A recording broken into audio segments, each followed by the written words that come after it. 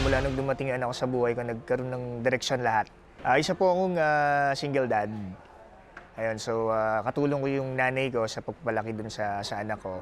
So lahat ng ginagawa kong pagsusumikap para sa pamilya pa rin at para sa anak ko. Kasi gusto ko siya na lumaki, na maayos yung buhay, maginhawa. Hindi katulad nung naranasan namin nung bata pa kami. Sa bahay, so lagi akong kumakanta. Tapos one time bigla siyang lumapit sa akin. Sabi niya, "Daddy, turuan mo naman ako kumanta." So talaga yung moment na yon, natuwa talaga ako kasi sabi ko, uy, may may sasalo na sa pagkanta natin. Tapos yun, simula nun, every time na kakanta din ako, lalapit siya sa akin, tapos tinuturuan ko na siya. Yun na rin yung nagiging bonding moment sa aming dalawa. Hello, Bea. Alam kong papanood mo to. So, yun. Gusto ko na lumaki ka na maging mabuting tao. Mag-aral ka mabuti kasi yun yung magiging magiging gabay mo para magkaroon ng maayos sa buhay. Ako si Mark Nanaw, ng Cavite, 42 years old. Mark Nanaw! Hi, Mark. Ayan. Yan, si Dito, Mark. dito, second Second floor. Alam mo, mamang, ito si Mark ay someday makakatulong sa atin kasi isa siyang bank officer. Bank officer. Isa sa mga yun, so, saan siya makakatulong? yung sa mga nagpo-fraud sa atin, scammer. nag-fraud, Kunyari sa mga scammer. bangko, di ba, hinahingatan ng OTTP. Siya yung nag-a-assist nun. Sila yung sumisilip nun. Ano ba yung trabaho mo pa doon? As a bank officer po. So, sa mga fraud ba yan? Sa mga fraud po? Yun, so yung department namin, kami nag-handle ng customer service. Ah, Tapos kami talaga. nagpa-file ng report sa mga na-fraud. Marami ba? Marami pa Marami rin? po ba? Medyo marami kasi yung mga natin, yung mga scammers natin, fraudsters natin, medyo na din eh. Yung technology kasi na ginagamit nila, medyo advanced na din. Oo. So basta lang. Baka nga mas advance pa ginagamit nung kaysa sa inyo eh. Di ba, no? Hindi, totoo. Mas advance pa sila. Kaya yung lang natin, tip lang natin, basta merong link, wag na wag pipindutin. Ayun. Correct. Ah, Huwag lang payo ni Chinkitan.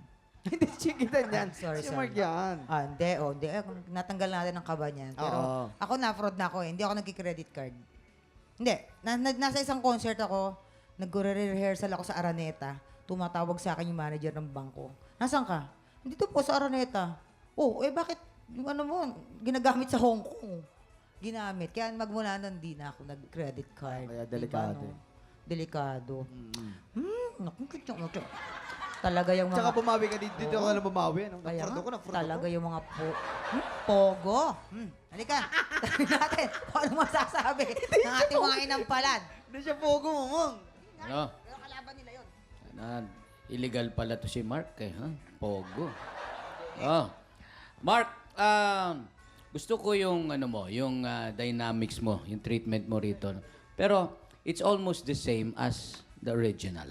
Yun nung napansin ko. Mas mabagal lang yung pacing nung kanta.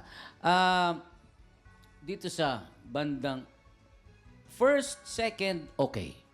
Pagdating natin doon sa third stanza, medyo meron na siyang hindi naaabot na mga parts, kagaya ng it takes, you gotta work, we gotta feel, dire-diretso yon. Yung part na yon. Siguro, you just have to, ensayo lang siguro ang kailangan mo ron.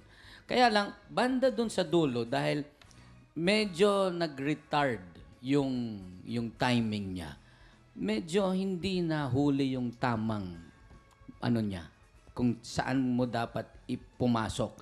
Hanggang sa hinabol mo na siya dito sa second to the last line. Doon mo na siya hinabol. Tapos meron parang na-omit na lyrics. Parang meron nagkulang na part dun sa third line. Meron siguro, ewan ko kung dala lang siguro nung nervyos mo. Baka kaya na-omit yung part na yon. Kaya lang, To follow. to follow. Oh, parang bangko, no? Yung papeles, documents to follow. Yun lang. Again, I'd like to emphasize na pagka meron tayong mga ganitong contest, naka-focus ka para wala kang makalimutan. Yan. Mark!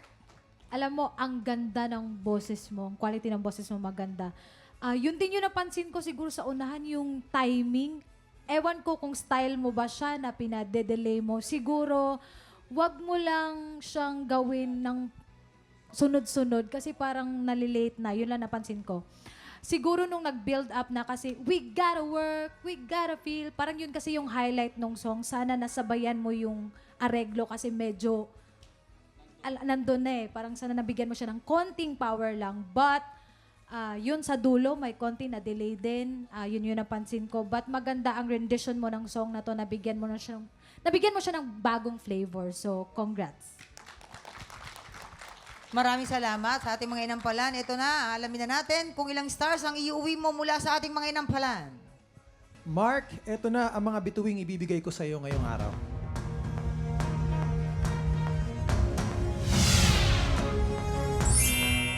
Three stars. Mark, ang stars na ibibigay ko sa'yo ay...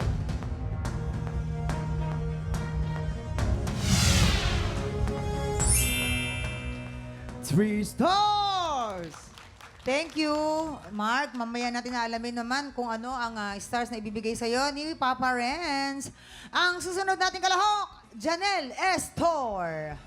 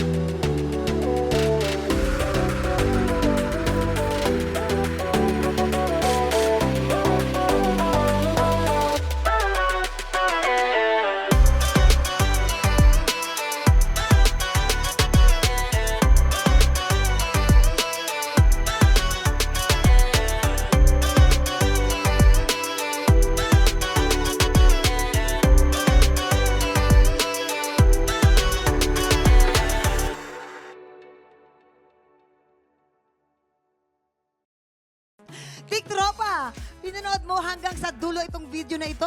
Abay, very good ka! For more happy time, watch more TikTok Lock videos on our official social media pages and subscribe to GMA Network official YouTube channel.